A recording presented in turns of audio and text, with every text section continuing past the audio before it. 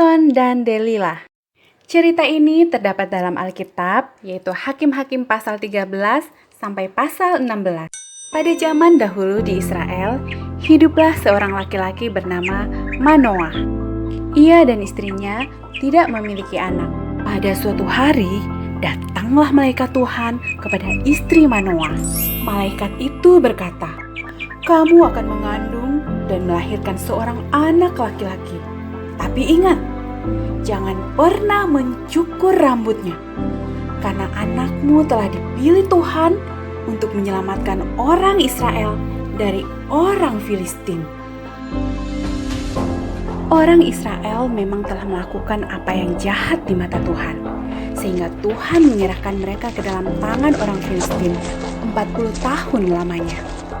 Mereka dijajah dan diperlakukan dengan tidak adil. Tapi Tuhan mengasihi orang Israel. Ia ingin membebaskan mereka, sehingga Ia mengirim seorang yang akan membebaskan Israel lewat Manoah dan istrinya. Akhirnya istri Manoah melahirkan seorang bayi laki-laki yang cantik, dan mereka menamainya Simson. Simson bertumbuh besar dan ia diberkati Tuhan. Ia menjadi orang yang sangat kuat. Pada suatu hari, seekor singa muda hendak menyerang Simson. Tapi dengan kekuatan yang dari Tuhan, Simson mengalahkan dan mencabik-cabik singa itu dengan mudah. Sementara itu, orang Filistin terus berbuat jahat kepada orang Israel. Dan hal itu membuat Simson menjadi sangat marah. Simson lalu menangkap 300 anjing hutan. Lalu diikatnya ekor dengan ekor, lalu ditaruhnya sebuah obor di antara tiap-tiap 2 ekor. Kemudian dilepaskannya anjing-anjing hutan itu ke ladang gandum orang Filistin, sehingga terbakarlah gandum dan kebun zaitun mereka. Perbuatan Simson itu membuat orang Filistin menjadi marah, dan mereka ingin membalas perbuatan Simson. Tapi karena takut kepada orang Filistin, orang Israel mengikat tangan Simson, lalu mengantar dan menyerahkan dia kepada orang Filistin. Tapi Tuhan tidak membiarkan Simson jatuh ke tangan orang Filistin. Dengan kekuatan yang dari Tuhan, Simson memutuskan tali-tali yang mengikat tangannya. Lalu diambilnya tulang rahang keledai yang masih baru, dipukulnya 1000 orang Filistin sehingga mereka kalah. Tapi orang Filistin tetap tidak mau menyerah. Saat Simson berada di Gaza, mereka menghadang Simson di pintu gerbang. Tapi pada waktu tengah malam, Simson mencabut pintu gerbang kota itu. Dipikulnya di bahunya dan dibawanya ke puncak gunung. Simson lalu menyukai seorang gadis yang bernama Delila. Tapi dia tidak tahu kalau ternyata Delila adalah mata-mata orang Filistin. Karena terus-terusan dibujuk Delila, akhirnya Simson memberitahu rahasia kekuatannya.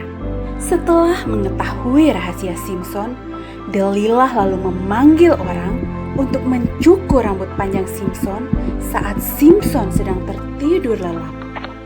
Lalu datanglah orang Filistin menangkap Simson. Tapi Tuhan telah meninggalkan Simson.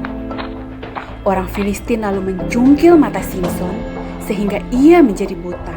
Simson yang lemah dan buta itu akhirnya ditangkap dan dipenjara. Dan Simson yang malang itu disuruh bekerja berat selama di penjara. Kemudian orang Filistin mengadakan pesta yang meriah untuk bersyukur dan menyembah dewa mereka. Kemudian mereka memanggil Simson untuk melawak dan untuk merebut kekalahan.